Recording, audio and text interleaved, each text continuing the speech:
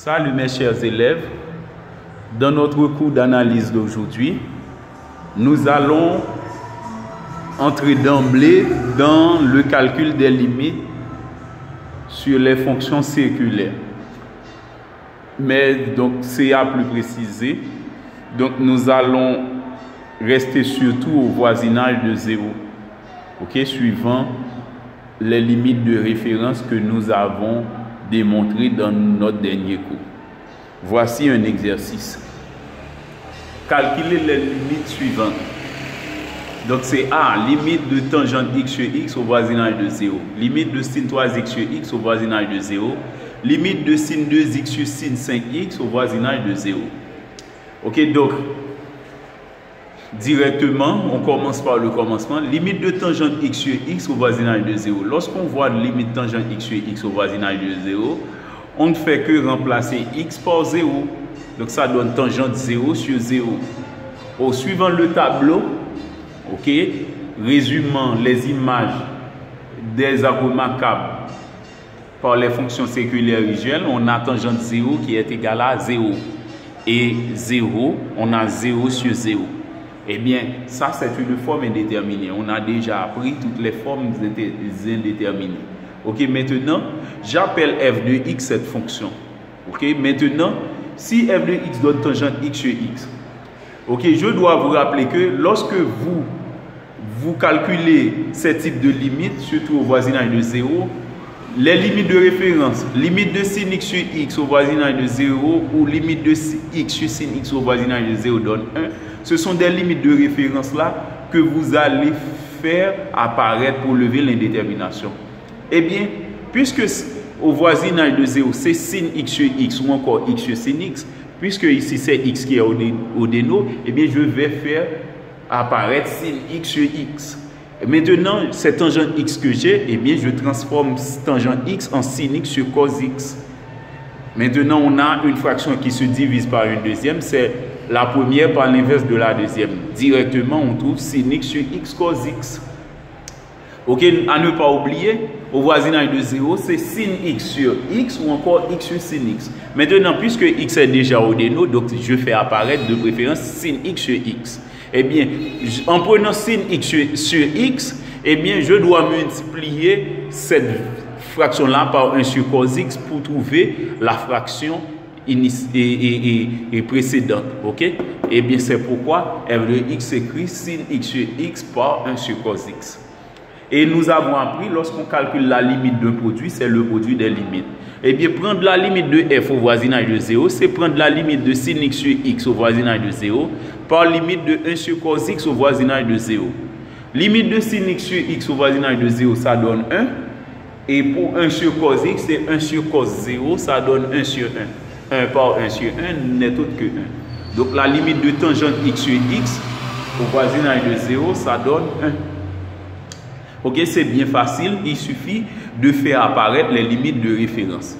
Maintenant, limite sin 3x sur x au voisinage de 0. Si c'était sin x sur x, j'aurais mis directement 1. Mais ici, c'est 3x sur x. C'est différent de sin x sur x. Eh bien, je ne fais que remplacer x par sa valeur. C'est sin 3 par 0 sur 0. 3 fois 0 donne 0. Donc ça donne sin 0. Suivant le tableau, ça donne 0. Sin 0 donne 0. Et le déno donne 0. Donc ça, c'est une forme indéterminée. Pour lever l'indétermination, j'appelle sin 3x sur x, g de x. Maintenant, il y a un artifice de calcul qu'on pourrait faire. D'une façon générale, lorsqu'on dit sin x, on divise par x. Lorsqu'on dit x, on divise par sin x. Eh bien, x représente l'arc. Ici, l'arc, c'est 3x. Puisque l'arc, c'est 3x, eh bien, tout élève intelligent doit penser à 3x au déno. Lorsque c'est sin x, je divise par x. Eh bien, lorsque c'est sin 3x, je dois diviser par 3x. Eh bien, de ce fait, je dois avoir ici 3x. Puisque auparavant c'était x qu'on avait, eh bien pour avoir ce 3x, je fais un artifice de calcul.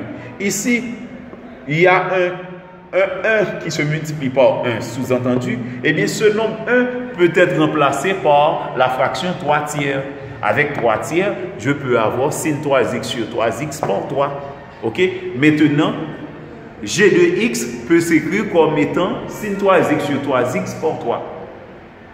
Maintenant, pour calculer la limite de g de x au voisinage de 0, il suffit de prendre la limite de sin 3x sur 3x au voisinage de 0 par la limite de 3 au voisinage de 0.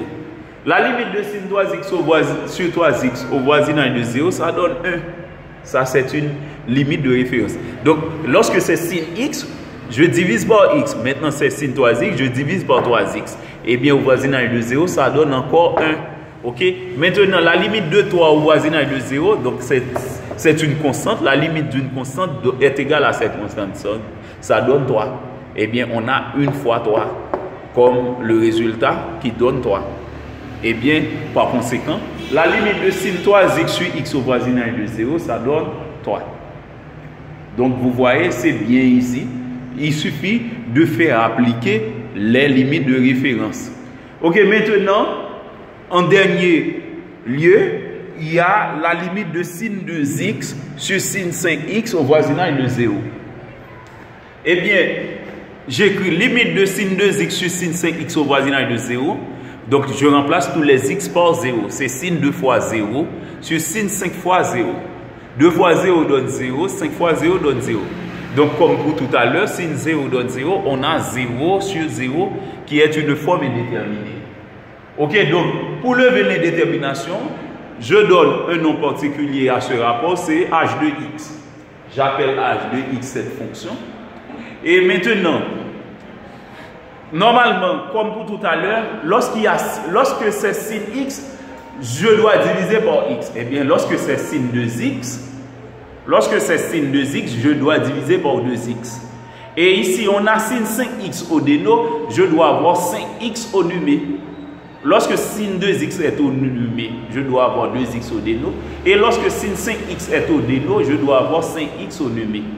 Eh bien, je vais faire de mon mieux d'avoir sin 2x sur 2x et 5x sur sin 5x pour que les déterminations soient levées. Eh bien, puisque x est différent avec x différent de 0, ok? Donc, lorsque x tend vers 0, cela ne veut pas dire que x est égal à 0, mais c'est x est au voisinage de 0. Donc, c'est approximation.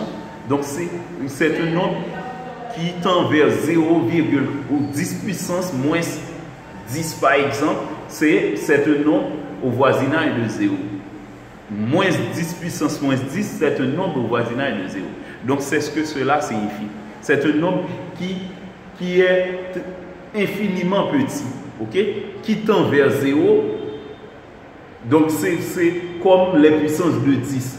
10 puissance moins 30, par exemple. C'est un nombre au voisinage de 0. Donc, ça donne 0, c'est 0 plus.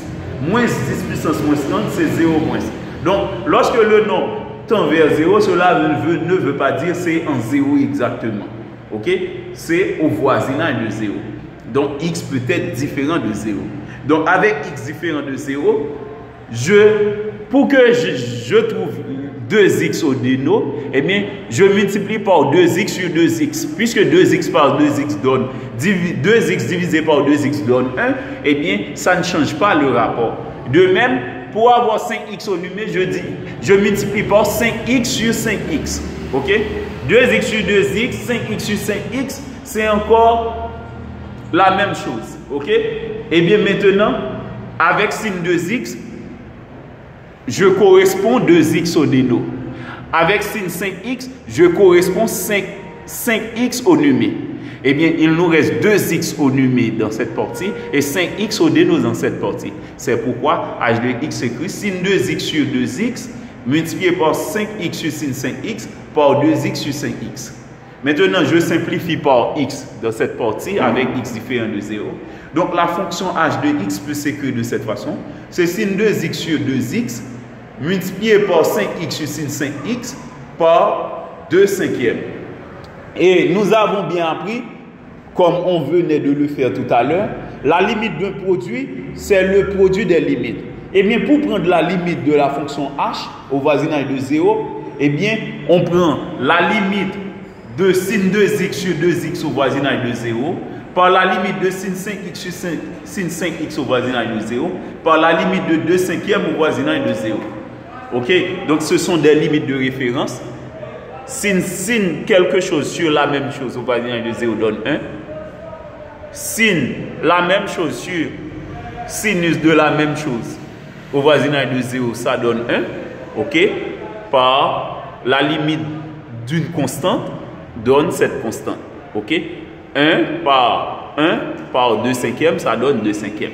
Ok? Donc, c'est pourquoi la limite de sin 2x sur sin 5x au voisinage de 0, ça donne 2 cinquièmes. Ok? Donc ça, c'est en appliquant les propriétés ou les limites de référence. Donc, si vous avez des questions à me poser concernant cette méthode, vous êtes prié de bien le faire sur mon compte Facebook. Merci et bonne journée.